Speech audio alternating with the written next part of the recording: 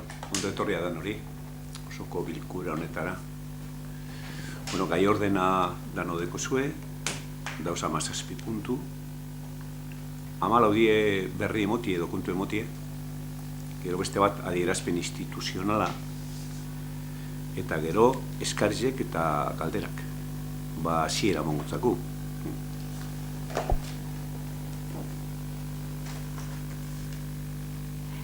Ebazpen zatian, lehenengoko puntua 2008ko azaroaren 25ko eta 2008ko abenduaren 28ko aktak onestea. Nik arratzaldean nik akta jasota eta segizen eskatu naben aldaketa bat, zizala abenduko osoko bilkurako bozketaren emaitza jasotzea aktan, ez eguan. Eta nik ez dut badauela jasota, bueltan etorri jatan zuzen dute, hori bakarrik. Horretaz aparte, ondatu izaten dut dugu?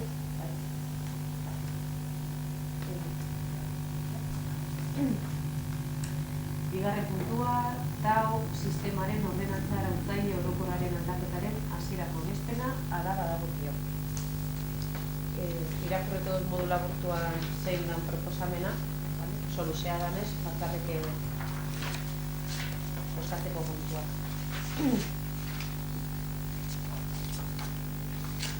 Lehenengoa proposatzen da. Lehenengoa, hasieran onestea, herriko zenbait bide publikotan, ibilgailuak aparkatzeko muga eta antolamendua kontrolatzeko zerbitzu publikoa, eta arautzen duen udal ordenantzaren aldaketa.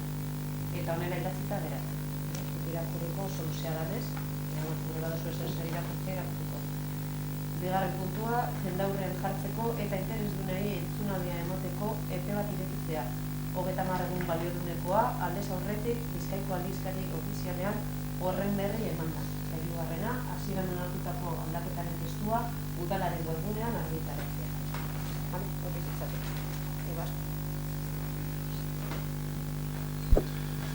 Bueno, este tema lo vimos en comisión el 21 de enero y lo único que quiero decir ahora es que, como sabéis, nosotros tenemos previsto que para estas fechas estuviera ya el servicio en funcionamiento, pero bueno, no ha podido ser. La pandemia pues ha hecho que se retrase todo el proceso, aparte de un par de asuntos más. Y bueno, la gente nos pregunta que cuándo va a volver a entrar en funcionamiento, porque tienen problemas para aparcar. Y bueno, yo espero que para el pleno del próximo mes ya definitivamente tengamos los pliegos para la licitación del servicio y lo antes posible esté ya en marcha. ¿Cuándo será eso exactamente? Pues no lo sé, pero se supone que a partir de ese punto ya irá todo rodado y no se prolongará mucho más.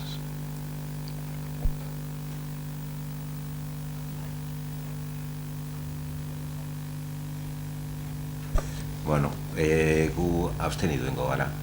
Ez du aukerarik eukin, egin dizen aldaketak eta benetan aztertzeko eta jakiteko ondo dauzen, ara ez? Baina, bueno, pentsetan dugu lehen ota martxan ipini behar dela eta baten egin behar dela aspalditik aprobate kiliko loibilidan zerbitzu bat ez da.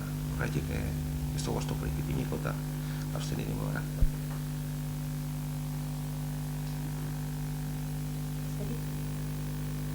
Bozkatzera pasatzen gara, koordinatzen garen.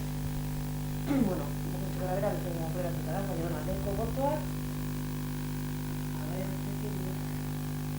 Bale, ezezko botori, eta abstentzioa.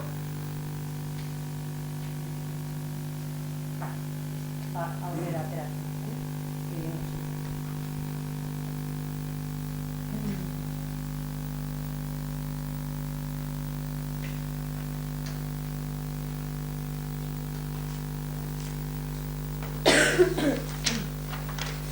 Lehenoko puntua. Asko bidenez era laburtuan irakurriko ditut, notatuko dela sozial konkurtutik. Ebazpenik ematen dituen zatia, gobernu organoen jarraipena eta kontrola. Hirugarren puntua, azken batzarretik gaur arte egondako dekretuen berri emotia. 2020 702 bitik, 2021 757.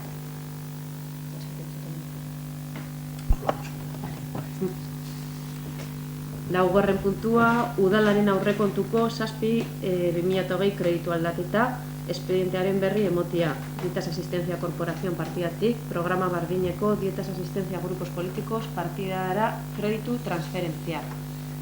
Bosgarren puntua, udalaren aurrekontuko 8/2020 kreditu aldaketa, espedientearen berri emotia. Enpresa ezberdinek Gabonetako bonoa finantzatzeko helburuarekin Gernika Lumoko udalari egindako ekarpenengatik kreditu gaikuntza. Seigarren puntua, udalaren aurrekontuko 9/2020 kreditu aldaketa espedientearen berri emotia. Actividades socioculturales comercio partidatik, subvención Gernikako merkatari elkartuak Gabonetako bonoa partidara kreditu transferentzia. Zazpigarren puntua, kulturetzeko aurrekontuko 1/2020 kreditu aldaketa espedientearen berri emotea. Antzokietako kanpoko kontratazioetarako partidatik, liburutegiko informazio prozeduretarako ekipoetako inbertzio partidara kreditu transferentzia. 8. puntua, kulturetzeko aurrekontuko 2020 kreditu aldaketa espedientearen berri emotea. Euskal Herriko Musika Eskolen elkarteak segundo eta musika eskolari gailu informatikoen erosketarako emandako diru laguntza dela eta kreditu gaikuntza. 9. Kulturetxeko aurrekontuko 3/2020 kreditu aldaketa espedientearen berri emotea. Partiden arteko egokitzapenak egiteko kreditu transferentzia. 10. puntua, Kirol patronatuaren aurrekontuko 1/2020 kreditu aldaketa espedientearen berri emotea. Maloste kiroldegian izandako kalteak direla eta Mafre aseguru etxeak patronatuari egindako sarrera dela eta kreditu gaikuntza. 11. puntua, udalaren kirol patronatuko aurrekontuko 2/2020 kreditu aldaketa espedientearen berri emotea. Partiden arteko egokitzapenak egiteko kreditu transferentzia. 12. udalaren kirol patronatuko aurrekontuko 3/2020 kreditu aldaketa espedientearen berri emotea. Partiden arteko egokitzapenak egiteko kreditu transferentzia. 13. udalaren kirol patronatuko aurrekontuko 4/2020 kreditu aldaketa espedientearen berri emotea. Partiden arteko egokitzapenak egiteko kreditu transferentzia. 14. 2020ko ekitaldiko aurrekontu orokor bateratuaren aurrekontu egonkortasunaren eta finantza iraunkortasunaren ebaluazio txostenaren berri emotea. 15. aurrekontu orokorraren 2020ko ekainaren 30ko bigarren hiruhilabeteko exekuzioa, exekuzio bateratuaren aurrekontu egonkortasunaren eta finantza iraunkortasunaren ebaluazio txostenaren berri emotea. 16. aurrekontu orokorraren 2020ko irailaren 30ko hirugarren hiruhilabeteko exekuzioa, exekuzio bateratuaren aurrekontu egonkortasunaren eta finantza iraunkortasunaren ebaluazio txostenaren berri emotea. Eta honen gainean eserrez badago, 17. eskariak eta galdera.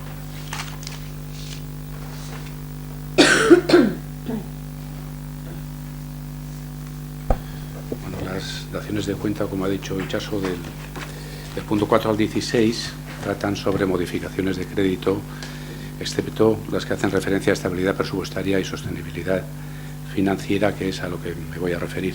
El punto 14 dice: dación de cuenta del informe de evaluación de estabilidad presupuestaria y sostenibilidad financiera del presupuesto general consolidado del ejercicio 2020.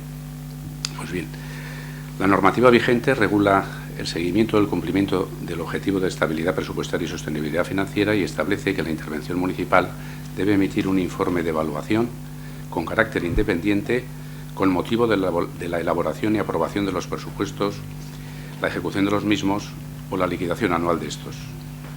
Por acuerdo adoptado por la Diputación Foral de Vizcaya el 29 de octubre del 2019, se fijaron los objetivos a cumplir por los ayuntamientos en el año 2020, estableciendo los objetivos de estabilidad presupuestaria, el 0%, deuda pública, 60% y regla de gasto, 2,8%.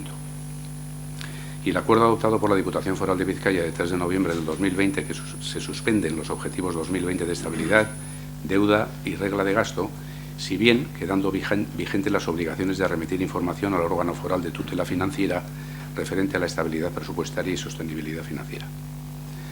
En cuanto al objetivo de estabilidad presupuestaria, el concepto de estabilidad presupuestaria se define como la situación de equilibrio o superávit computada en términos de capacidad de financiación de acuerdo con el Sistema Europeo de Cuentas, es decir, implica que la suma de los ingresos previstos en los capítulos 1 a 7 en el estado de ingresos sea igual o mayor que la suma de las obligaciones previstas en los capítulos 1 al 7 del estado de gastos. La aplicación de la normativa europea implica también la realización de una serie de ajustes de los datos contables antes de evaluar la estabilidad. Pues bien, realizados los ajustes pertinentes en el Ayuntamiento y en sus 4 organismos autónomos, se realiza la evaluación de estabilidad presupuestaria con datos consolidados, observando un superávit de 2.439.828,34 euros. Por lo tanto, el presupuesto general consolidado de 2020 cumple con el objetivo de estabilidad presupuestaria. Y en cuanto al objetivo de deuda pública, se entiende por sostenibilidad financiera la capacidad de financiar compromisos de gasto presentes y futuros dentro de los límites de déficit y deuda pública, cuyo volumen y límite no podrá superar los porcentajes previstos en la Ley Orgánica 2/2012. Teniendo en cuenta los límites acordados para la deuda en el ejercicio 2020, se obtienen, primero, el porcentaje de deuda sobre ingresos no financieros ajustados y consolidados, que ha resultado ser del 10,12%. Y segundo, sobre ingresos corrientes consolidados resultantes de la liquidación de 2019, que ha resultado ser del 15,81%. Por tanto, resulta claro que el presupuesto general consolidado del Ayuntamiento de Gernika-Lumo y sus organismos autónomos cumple con el objetivo de la deuda señalado por la Diputación Foral de Bizkaia.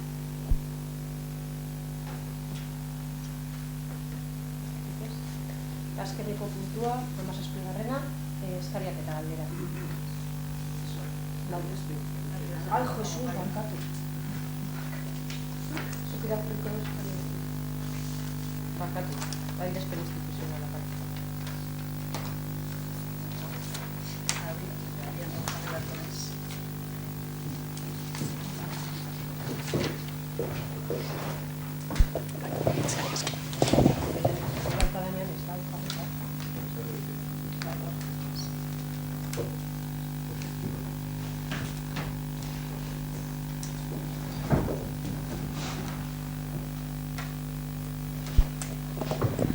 Bueno, arratsaldeon danori, dano dakizuen bezala datorren astelenien da martxoak 8, orduan, eudeletik daukagun, adierazpen instituzionala irakurriko dugu. Zaintza berdintasunean, emakumeen egitekoa pandemian eta zaintzaren krisi globalean. Dimentsio askoko krisi sistemikoan gaude, zeina gurutzatu eta erlazionatu egiten baita aurretik zeuden beste krisi batzuekin, esaterako ekologikoa eta zaintzarlokoa. Pandemiak agerian utzi ditu mugimendu feminista eta emakumeen kolektiboak egiten ari ziren zenbait aldarrikapen, giza bizitza zaurgarria da eta giza ingurumenarekin ingurumenaren eta ingurune komunitarioaren zeharo mendekoa.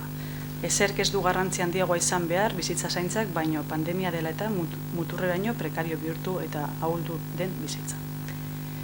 Komentatu dudan bezala, datorren astean, ez hurrengoko astelenean, martxoak 8 izango da, emakumeen nazioarteko egunean, pandemiak eta haren kudeaketak baldintzatutako urte honetan, aintzat hartu beharra dago emakumeek pandemia eta beraren ondorioak borrokatzeko mundu osoan egindako ekarpena.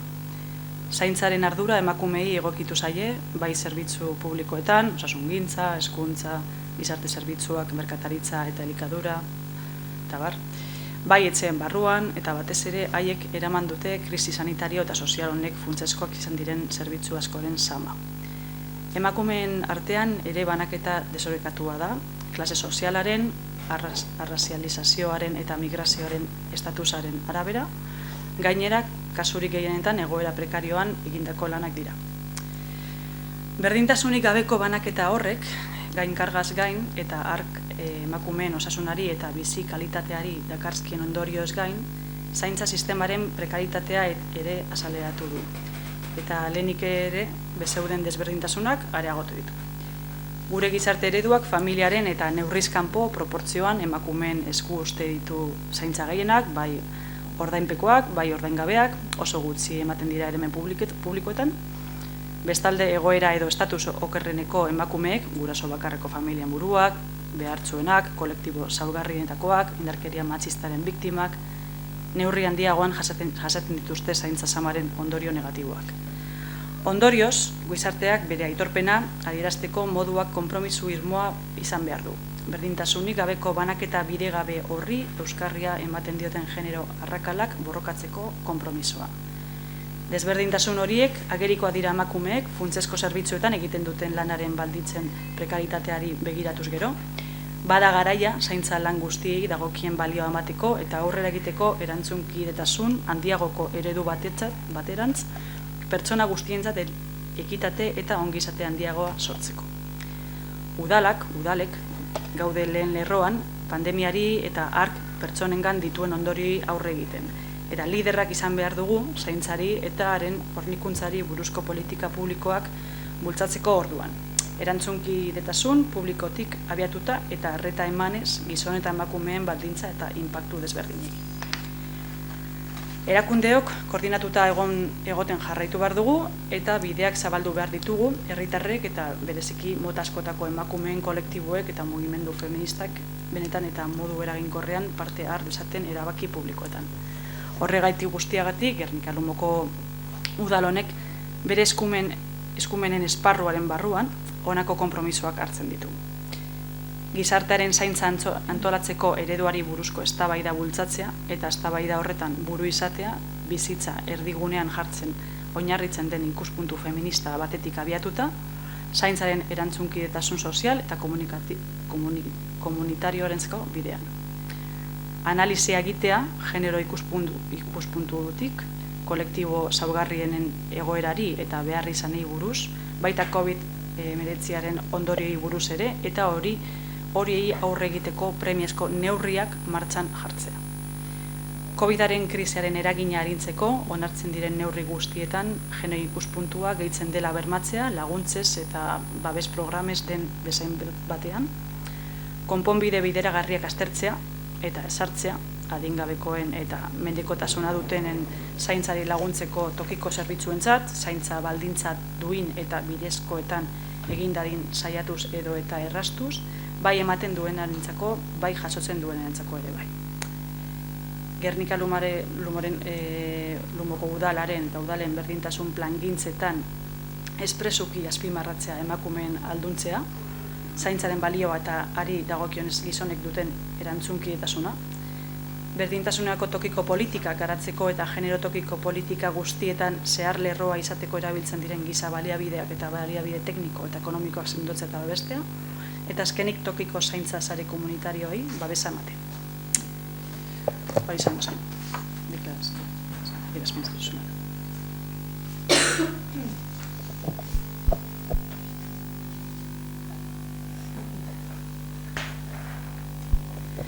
Arratsaldeon, guk bat eitzen dugu adierazpenagaz, hasi adierazu duzulez eta esan duzulez, pandemia honek ageritzen itzi deu feminismoak aspalditzik aldarrikatzen ebana, ez? Bazelan bizitzak benetan dien zaugarrizek, batzuk beste batzuk baino gehiago.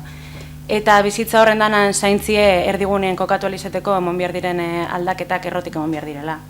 Azaroan 25 komento genduen, bazean ulertzen gendule, igezko urtie oso gatza izan zala, eta urtongoa bestela urte normal bat. Baina seguru danok ados gatozela gai honek tenibako jardune eskatzen da bela. Komente gendun bai, faltan botate gendule, utzun ikuste gendule, bierri izena alkarregaz eta sare feministiegaz, herriko emakume talde eta norbanako ezberdinekaz, jesarrita lan egin alizetia. Eta horregaitzik, benetan posten gara azkenien, datorren hastien egongo dalako berdintasun kontseilue, da beste barigu prestutasun osoz eta gotzu gauz horretarako, eta benetan espero dugu bier eta mereziabe martxe hartzie, eta mendik horrea apurtxuen maiztasun handizauagaz bermatzie alkarleako espazio hori. Eskerrik asko leire zure aportazioa hitzik. Ni bai asko postenaz, azkenien etorren hastien izango dugu aukerie berdintasun planaren zirriborroa kontseiluan aurkezteko, eta ez hori bakarrik, eguneko ordenien ikusi duzu pare bat puntu dauzela, eta hitz egingo dugu badago momentu bat neurri honi buruz hitz egin alduguna, partekatu, aportazioak ukin, orduan eukingo dugu aukerie gure ustez danai buruz hitz egiteko. Postenaz. bai eskeneko puntua, 8. eskariak eta galderak. Bai, guk ez dugu golan galdera zuzenik, ez da erregu zuzenik gobernuari itxeko, baina bai, pasadan asteburuen gertatu diren gertakarien inguruen, bai gure geunke EH Bilduren balorazio bat plazaratu eta gure idatzi bat, adierazpen bat irakurriko dut. Otsailaren 9ko gertakarien arira EH Bilduren adierazpena.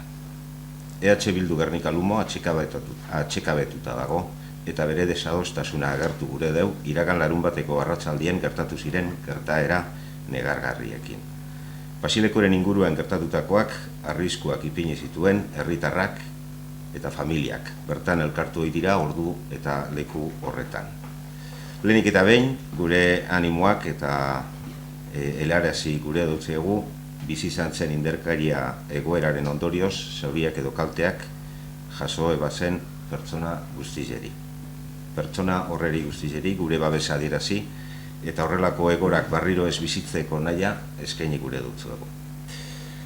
Alde horretatik, momentu honetan, gure ustez, are indarra handiagoz eskatu, insistidu eta galdegin egin behar dutzagu herritarren errespetuari, eta murrizketek aizirako eta gizarte bizitzarako ekarri dabezan frustrazio eta atsekabeak ulergarriak izan dabe, gogoratu behar dugu talde haulen osasunari eta bizitzari buruz berbetan gabizela, eta beraz, berriro be, guztion erantzukizuna eta elkartasuna eskatu eta aldarrikatu behar dugu. Era berean eta aldi berean, azken egunotan gertakizun honek hartu dauen derivada mediatikoagaz gure kezka adierazi behar dugu. Azterketa interesatuek edo azterketa interesatuetan oinarritutako deklarazio batzuk, udalerria pandemiaren aurkako borrokan kohesionatzen saiatu beharrean, badirudi gizartearen eta herriaren haustura bat bilatu nahi dutela.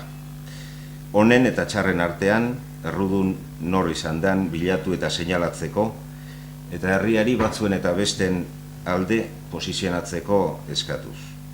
Gure ustez, momentu honetan, konponbidea bilatzea da lehentasuna eta horreri ekin behar dutzagu. Ez da momentue edabidetan errudunak seinalatzeko ateratzeko. Ez da kondenatan edo gaitzespenetan geratzeko. Agian batzuek, muturbizetan, aukera bat ikusiko dabe etekin politiko ateratzeko. Agian, inkluso hurrengo hauteskundetan, aurkariari boto batzuk kentzeko.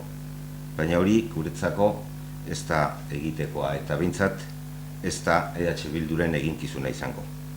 Guk aldiz, egoera lasaitzeko eta normalizatzeko behar den guztia jartzeko gure prestutasuna adierazi nahi dugu, bai hemen eta bai herriaren aurrean. Gure ustez herriko arduradun politikoei dagokigu egoerak konpontzea eta egoerari konponketak bilatzea. Tentsinoa ez handitzea eta esan oidan moduen zutara egur gehiago ez botatzea. Ezin da esan udaltzainen kontra bombak bota direzela, bombak. Eta ez da zuzena jendea elkartuko dela susmatu edo jakin, polizia ordu batzuk harinago herrian euki, eta aurretik gertatu zena prebenitzeko neurririk esartzea. Ezin da komunikabidetan esan, tabernak eta terraza guztiak sortzirak pasatuta, zabalik eta beteta egon zirenik. Batez behitxita egoteak gure ardura danean. Xokean dauen herri bateko gu momentu honetan, haserre dauen gazterize, kriminalizatua eta frustratua. Eta guraso asko kezkatuta. Eta ezin gara epailea izateagaz konformatu. Aktorea garelako. Ezin dugu larun batekoa, astebete harinago gertatukoaren errepresalia modura justifikatu. Ez da urtezarrien gertatu danaren errepresalia moduan justifikatu. Ez da San Roque ez jaietakoan gertatuaren errepresalia moduan justifikatu. Ez da mendeku eta herrieta kontua. Zerbait egitea tokatzen zaigu guri, eta hori berriro ere arrisku egoerak ez gertatzeko aldugun guztia ipintzea da, ez besterik. Eskerrik asko.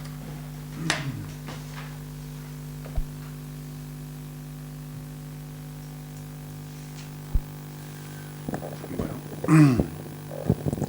ni pesan behar horren gaixen kanien pentsetan dotena ez da.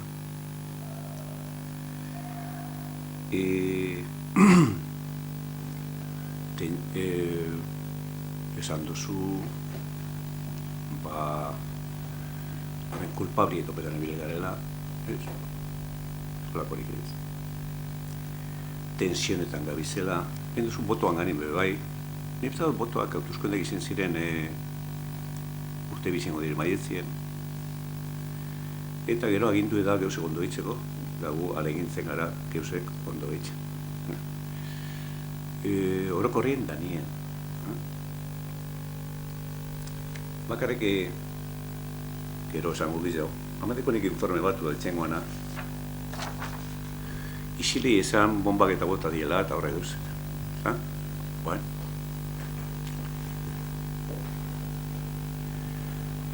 Reseñar, hemintzen deu, informe de la Policía Municipal. Udaltzaingo buruak sinatuta.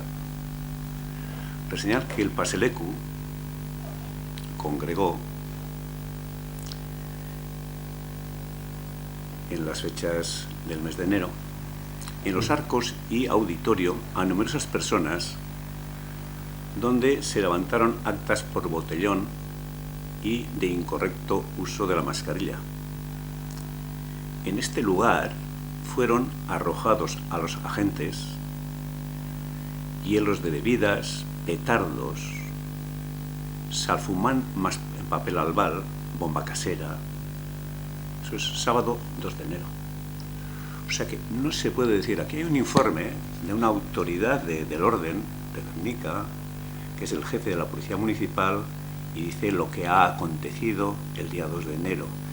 Y dice que ha habido bombas caseras. O sea que no se puede decir, eso es un documento oficial que lo dice. Bueno, yo sé que este tema, y lo dije así, que es un tema sensible y a la vez muy especial, y se hacen todo tipo de interpretaciones, pues como esa, que decís que no se pueden hacer ese tipo de afirmaciones, que se han tirado bombas caseras, cuando el jefe máximo de orden en Gernika, fuera de la Ertzaintza, que es el jefe de la Policía Municipal, te dice, te escribe que ha habido bombas caseras, botellas, latas, y entonces lo que han hecho es, pues lógicamente, ellos han visto su vida en peligro. Hay que hacer un recorrido de todo esto. Yo respeto todas las opiniones y digo que es un tema sensible. Yo sí he tenido experiencias aquí siendo alcalde, y cuando he tenido que hablar en contra de la Ertzaintza he tenido que hablar. Yo siempre he respetado la Ertzaintza, la policía vasca, y respeto. Pero hubo un acontecimiento en Gernika, en unas fiestas de Gernika, en la cual cargaron unos sanroques en la zona peatonal, y yo dije que la Ertzaintza había hecho mal. Y ahí están escritas, y están en televisión, y están en las radios, y en los periódicos, lo que dije. Y tuve un enfrentamiento con el consejero de turno en su momento, el consejero que estaba en el gobierno, y yo mantuve, porque es real y la verdad lo que dije. Y lo que he dicho ahora también es cierto, y me baso en documentos oficiales. Yo no me invento absolutamente nada. Yo lo único que quiero en este pueblo es que haya orden, que haya seriedad y que se respeten las normas. Eso es lo que quiero. Entonces, haciendo el recorrido de lo de este año, yo no me voy a retrotraer a Navidades ni nada de eso, sino el año 2021. El 2 de enero hemos vivido un episodio, una experiencia mala, donde un grupo organizado, porque para tirar eso en papel albal contra la policía municipal hay que ir pensado, meditado desde casa o desde no sé dónde. Entonces es un grupo organizado que lanza esas bombas caseras, que así lo ha llamado el jefe de la policía municipal, botellas, latas, y ponen en peligro la integridad de la policía municipal. Luego, el día 13, sábado, en los arcupes del Paselecu se organiza una fiesta, sabiendo que los botellones y esas fiestas no están autorizados por el gobierno, ni en Guernica, ni en ningún sitio. Hombre, yo entiendo, porque todo el mundo ha sido joven, yo también he sido joven, la rebeldía de la juventud, eso entiendo perfectamente, pero yo a los jóvenes lo que les digo es, vosotros mantener ese ímpetu, esa energía, esa rebeldía, porque hay que mantener, pero estamos viviendo un momento muy delicado. Recientemente, a cuenta de esta pandemia, han muerto aquí al lado, 2 del pueblo de Forua, gente relativamente joven, y están muriendo gente. Entonces, si nos han dicho que tenemos que respetar por salud, no por otra cosa, pues tenemos que respetar todos, los jóvenes y los mayores. Y yo entiendo perfectamente a una persona joven que no puede hacer una vida normal, y de eso hemos hablado aquí más de una vez. Y por eso todo el mundo está deseando que pase la pandemia, y yo también, para que esos jóvenes y los mayores y los niños puedan hacer una vida normalizada. Entonces he dicho, ocurrió eso el día 2. El día 13, saltándose toda la normativa que hay, pues más de un centenar de jóvenes van a los arcupes del Paselecu y organizan una fiesta con música, con bebida y sin mascarillas. Encima, pues ahora con los medios que hay, graban, se hacen un vídeo y está en las redes sociales. Eso me parece a mí, quien haya hecho, yo no sé quién ha hecho, ni me interesa saber, quien haya hecho es una mofa, una burla, primero a su pueblo y a todos, porque las normas son para respetar. Y luego, pues claro, va a EITV y el día siguiente en las noticias sale. Entonces, ¿qué dice la gente? Que un observador imparcial dice, ¿qué pasa ahí? ¿Qué pasa en ese pueblo? ¿Qué desorden? ¿No? ¿Qué desorden? ¿Qué pasa? Y es una burla que ha hecho cierta gente. Y ahí no hay que meter a todos los jóvenes, unos cuantos. ¿Qué pasa luego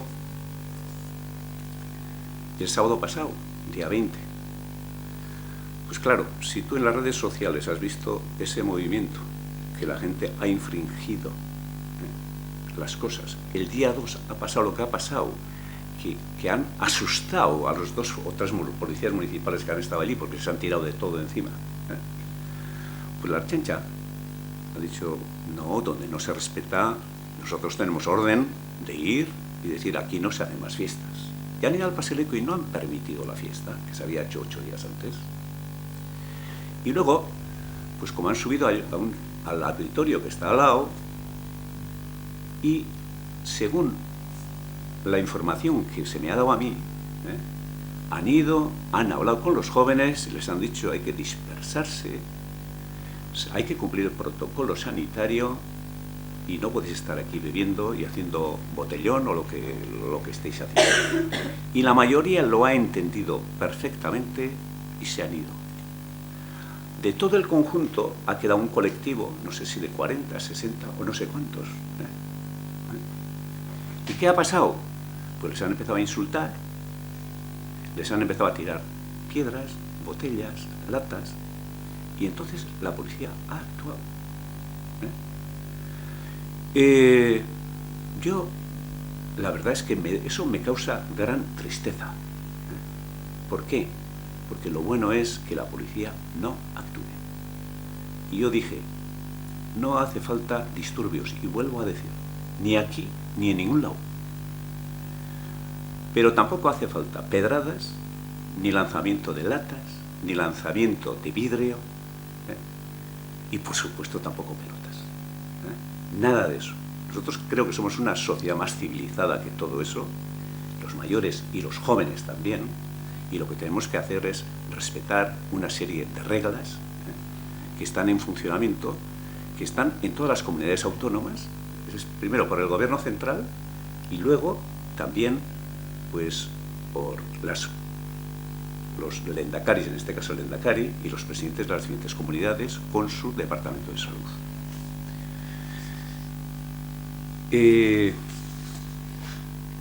Bueno, pues dicho eso, que no necesitamos ningún disturbio, no necesitamos ningún lanzamiento de piedras, no necesitamos nada de eso. Porque además, en estos momentos, nuestra prioridad y la de todos, y eso compartiréis conmigo, es respetar las reglas. No queremos más muertos, no queremos más con secuelas severas, porque hay muchos con secuelas severas, y no podemos perder de vista que nuestro enemigo común es la pandemia, y lo que hay que hacer es superar esto y cuidarnos, a ver si es verdad que esa vacunación que dicen, ese 70% esté vacunado en este verano y podemos hacer una vida muy diferente a la que estamos haciendo. Y yo entiendo perfectamente, primero, a la gente, a todos, a la gente mayor, que hay mucha gente mayor que no sale de casa, que está con miedo y enclaustrados en su casa, que quieren ver la luz y salir, solamente pueden ver desde la ventana. Los niños que no están haciendo en las escuelas su vida normal, y los niños están perfectamente adaptados, se han adaptado muy bien en las escuelas, y de hecho, sabéis que antes de Navidades, donde menos contagios ha habido han sido en las escuelas, en las Ikastolas, llegó solamente al 0,42%, aunque luego subió un poquito. Y a la gente joven, porque un joven es joven y tiene energía y quiere salir y quiere estar con sus amigas, con sus amigos, y quiere hacer una vida normal, que les entiendo perfectamente. Y que tengan esa rebeldía también es necesario. Pero hombre, en este momento vamos a dejar pasar estos meses, que a ver si es verdad que el mes de agosto, o a finales de agosto o septiembre, puede ser otro estadio y otra forma de sociedad, porque esto bastante daño nos ha hecho a todos.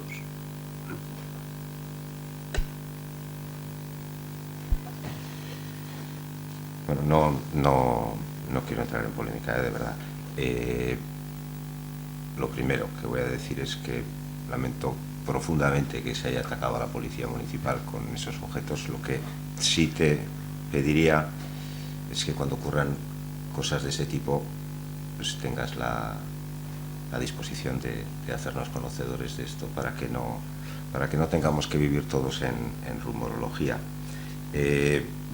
Lo que sí también voy a decir es que reitero que nuestro trabajo es hacer que esto no vuelva a ocurrir, que este tipo de cosas no vuelvan a ocurrir, y hacer que la mesura se imponga para que no tengamos que lamentar consecuencias que luego vayan a causar daños irreparables en el pueblo, de un lado y de otro. Hombre, yo estoy de acuerdo, y creo que tiene que ser un mensaje de todos, y decirles a esos jóvenes que tengan un poco de paciencia en estos momentos, jóvenes y no tan jóvenes, a todos, que tengan paciencia, que ya llevamos 11 meses, hemos superado ya 11 meses, porque el 13 o el 14 del próximo mes, que está ahí al lado, va a ser un año de aquel encierro, ¿no? Aquel encierro que fue tan duro para todos, y a mí me tocó una consecuencia muy especial, además, que no. Yo quiero transmitir, como he dicho, a todos, jóvenes y no tan jóvenes, que vamos a aguantar y respetar esas reglas, va a ser mejor para todos. No quiero que nadie tenga su padre, su madre o su tío, pues que quede con secuelas, o que muera, como ha ocurrido aquí a dos personas muy conocidas, ¿no? Entonces, que tengan un poco de paciencia, y que yo les entiendo perfectamente a los jóvenes, porque un joven, como he dicho, tiene que ser rebelde, y si no eres de joven, ¿cuándo vas a ser, no? Y tienes que ser, pues, reivindicativo y todo ese tipo de cosas, y disfrutar, ¿no? Y yo sé que llevan casi un año que no han disfrutado en condiciones, y tienen esa necesidad de disfrutar y hacer esa vida de relación entre las amigas y los amigos, con todos, ¿no? Que está ocurriendo en todo, hasta en el deporte, y en todas las facetas de nuestra sociedad están ocurriendo esas cosas. Y entonces la última información que yo tengo, no sé si será cierta, es que ya después de eso, que ahora como por las redes sociales se convoca enseguida, que ya hay convocado otra cosa para el próximo sábado. Ojalá no ocurra, que vuelvo a repetir, que se respeten las cosas, porque no necesitamos ni que actúe la policía municipal, ni la Ertzaintza, ni nada. Y no necesitamos ni pelotas, ni ningún herido, y tampoco necesitamos nadie, como he dicho antes, que tire piedras o vidrio o lo que sea. ¿Por qué? Pues porque por ese tipo de cosas puede haber alguien que le queden secuelas para toda la vida. Pues te tiran una botella o una piedra, te pegan en el ojo o algo, pierdes el ojo, pierdes cualquier cosa. Entonces, antes de hacer eso, pues vamos a medir los pasos, porque nosotros somos una sociedad civilizada y bien formada. Espero que así sea.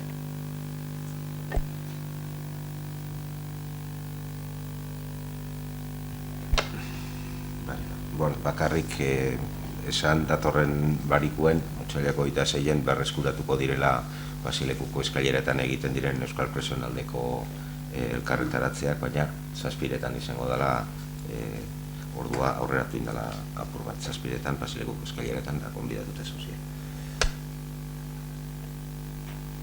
Bueno, nik geuse paretxuet esateko. Datorren astien hasten dire San Juan Ibarra, begizue, igezko aurrekontuen ibin gendun, San Juan Ibarra kaleko urbanizazioa lehenengo fasie. Hori lehenengo fasie doa, zeran paretik, Banko Gipuzkoano eta beste bankue Caja Laboral, hortik, Dontello Paseu, eta semaforoa, akoboko semaforoa Paseo Arte. Bueno, iriz garritasuna hobetzeko, eta gentintzako hobetu iziteko. O sea que la próxima semana se empieza la primera fase de urbanización de la calle San Juan. Es para hacer, desde hace tiempo siempre estamos diciendo, yo estoy diciendo lo mismo, estamos intentando hacer un pueblo más amable, más accesible. Va a ir en la línea marcada ya, como están el entorno del mercado municipal, Domingo Bernaola, la calle Baunza, la calle San Roque, la plaza Domingo Alegría o Juan Calzada, toda a la misma altura, para la comodidad de la gente. Entonces va a ser una calle más segura y más accesible. Y bueno, y la idea es que pues a últimos de junio o primeros de julio pues esté acabadas las obras de esa primera fase. Y luego hay una segunda cosa que no sé si a vosotros es posible que os hayan preguntado también, a mí sí me han preguntado en la calle, y me han dicho: oye, José Mari, ¿qué se está haciendo en el Corte de la Ría? Bueno, pues el Corte de la Ría, que la verdad es que es un lujo de poder pasear por ahí, más de 4,5 kilómetros, ¿no? Y ya se están haciendo ahí 2 actuaciones. Se van a hacer 6, empezando haciendo como puerta de entrada, digamos, al par de Urbieta. Lo que es el petróleo es una estancia que lo que han hecho es forrar con madera, para que esté en consonancia con el entorno, y van a colocar unos asientos de madera. Va a quedar una zona que está bien, ¿no? Y más adelante, donde está este puente que pasa de una orilla a la otra, un poco más adelante, el camino está barrido por el agua, y va barriendo y se va estrechando, ¿no? O sea, cuando sube la marea, pues le va afectando. Y lleva así años, y entonces están haciendo un puente de madera. Me han dicho que a últimos de abril, primeros de mayo, puede estar terminado, porque ahora mismo ahí no se puede pasar. Hay mucha gente que está acostumbrada a ir hasta el final del Corte de la Ría y no se puede. Tiene que pasar en el puente al otro lado o darse la vuelta. Y luego, pues hay 4 actuaciones más previstas que, bueno, yo creo que ya el propio patronato o la consejera, porque Medio Ambiente está dentro de la consejería de la consejera Arantza Tapia, pues ya informarán. A mí me han dicho que sí van a informar, porque yo les dije: oye, mira, voy a tener un pleno, hay gente que me pregunta, sí, vamos a hacer una nota de prensa, pero por lo que sea, pues no han hecho, y harán, si no es la próxima semana, la siguiente, para informar a la gente de qué actuaciones se van a hacer. Y va a ser un Corte de la Ría, pues si antes es atractivo, pues a partir de ahora mucho más, y que vamos a poder disfrutar todos. Y pues el propio patronato o la propia consejera o quien ella crea pertinente son los que nos informarán de todo. Yo sé algunas cosas, pero no soy la persona que tiene que decir. Solamente las 2 que ya están en marcha. Y eso, que bueno, que esto va mejorando. y que bueno, que Guernica va a ir cada vez mejor y el entorno también. Y entonces, pues bueno, que lo que hemos dicho antes, pues esas cosas feas no nos tienen que pasar. Tienen que pasar cosas positivas, porque eso es lo bueno que se lleva en esta vida uno, ¿no? Siendo joven y siendo mayor. Y cuando eres joven, pues hay que ser, como hemos dicho, hay que ser rebelde y hay que ser reivindicativo.